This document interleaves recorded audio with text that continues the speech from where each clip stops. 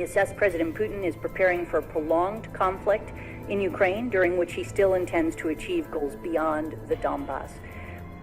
His current near-term military objectives are to capture the two oblasts in Donetsk and Luhansk with a buffer zone, encircle Ukrainian forces from the north and the south to the west of the Donbass. Intelijen Amerika Serikat akui kehebatan Jokowi. Jokowi ke Ukraina dan Rusia, bumi menjadi damai. Negara di dunia soroti kehebatan Indonesia. Intelijen Amerika Serikat yakin perang Rusia versus Ukraina bertahan lama. Mampukah Jokowi mematahkannya? At least we believe the dichotomy will usher in a period of more ad hoc decision-making in Russia, both with respect to the domestic adjustments required to sustain this push.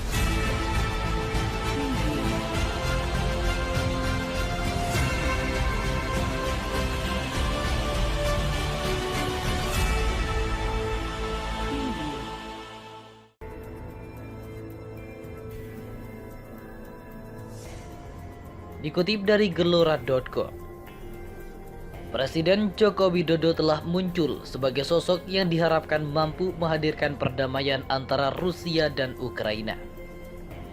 Meski banyak analis yang pesimis menilai hal tersebut terlalu besar bagi Jokowi. Setelah merampungkan lawatannya ke Ukraina pada Rabu 29 Juni, Jokowi melanjutkan perjalanan ke Rusia pada Kamis 30 Juni dengan membawa misi perdamaian bahwa perang harus dihentikan. Kunjungan tersebut dilakukan lebih dari 4 bulan perang berkecamuk di Ukraina, sementara tidak ada tanda-tanda perdamaian. Selain itu, Direktur Intelijen Nasional Amerika Serikat Avril Haines berpendapat perang antara Rusia dan Ukraina akan berlangsung lama. Itu lantaran Presiden Vladimir Putin diyakini memiliki ambisi untuk menguasai Ukraina. Singkatnya, gambarannya tetap sangat suram dan sikap Rusia terhadap Barat semakin keras, kata Haines seperti dikutip Reuters. Menurutnya, meskipun pasukan Ukraina memiliki upaya perlawanan yang keras, Rusia akan tetap bertahan sebelum mencapai targetnya. Kami pikir dia secara efektif memiliki tujuan politik yang sama dengan yang kami miliki sebelumnya, yaitu dia ingin menguasai sebagian besar Ukraina, ucap Haines. Di samping itu, kemungkinan perang semakin panas juga masih terbuka lebar dengan banyaknya senjata yang dipasok oleh negara-negara barat untuk Ukraina. Lantas, apakah Jokowi mampu untuk mendorong Presiden Ukraina Volodymyr Zelensky dan Putin ke gerbang perdamaian? Presiden ke Ukraina dan Rusia membuat bumi lebih damai. Hal itu dikatakan Rektor Universitas Paramadina Didik Junaidi Rahbini. Jokowi membawa misi perdamaian ke sana. Dia menilai upaya perdamaian tersebut patut mendapat apresiasi dan perlu dilanjutkan oleh jajaran menteri di Kabinet Indonesia Maju. Misi perdamaian Jokowi ke Ukraina dan Rusia merupakan sesernsah harapan dan langkah awal agar bumi lebih damai dan jauh dari perang, kata Didik dalam keterangan tertulis yang diterima di Jakarta. Setelah bertemu dengan Presiden Ukraina Volodymyr Zelensky dan Presiden Rusia Vladimir Putin, misi perdamaian itu perlu dilanjutkan dalam kunjungan ke negara-negara besar di dalam G20, terutama Tiongkok.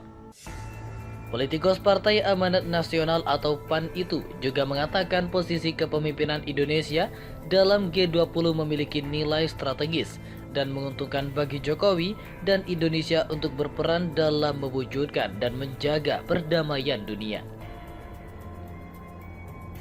Dia menilai Jokowi juga perlu menyampaikan pidato di forum PBB untuk menyuarakan perdamaian dunia. Selain itu, diplomasi ke pihak Fakta Pertahanan Atlantik Utara atau NATO juga perlu dilanjutkan lebih mendalam oleh para menteri Jokowi. Hal tersebut perlu dilakukan karena menurutnya NATO merupakan akar dan sumber masalah konflik karena kerap unjuk kekuatan dan memunculkan misi yang mendominasi dunia. Selain itu, tambahnya, misi perdamaian Jokowi itu merupakan lompatan bagi Indonesia untuk tampil kembali di gelanggang internasional yang beresiko berkonflik. Sebelumnya, melalui Presiden pertama RI Soekarno, Indonesia pernah menengahi konflik ideologi antara dunia Barat dan Timur. Selanjutnya, para diplomat era Presiden kedua RI Soeharto berperan mendamaikan konflik ideologi di Asia Tenggara dan Timur Tengah. Setelah hampir 8 tahun tampak enggan datang ke forum-forum internasional, sekarang merupakan saat yang tepat bagi Jokowi memerankan politik bebas aktif, sementara diamanatkan oleh UUD 45. Dia menilai Jokowi terkesan berfokus pada persoalan di dalam negeri karena sering absen dalam pertemuan-pertemuan internasional. Kini, Jokowi sudah memainkan peran strategis bagi dunia, salah satunya dengan mengunjungi Ukraina dan Rusia. Jokowi berani mengambil keputusan tersebut di tengah resiko bahaya yang tidak kecil, apalagi kunjungan itu dilakukan bersama ibu negara Iriana, ujarnya. Terima kasih telah mengunjungi channel ini. Kami hanya sebatas menginformasikan, Andalah yang memutuskan.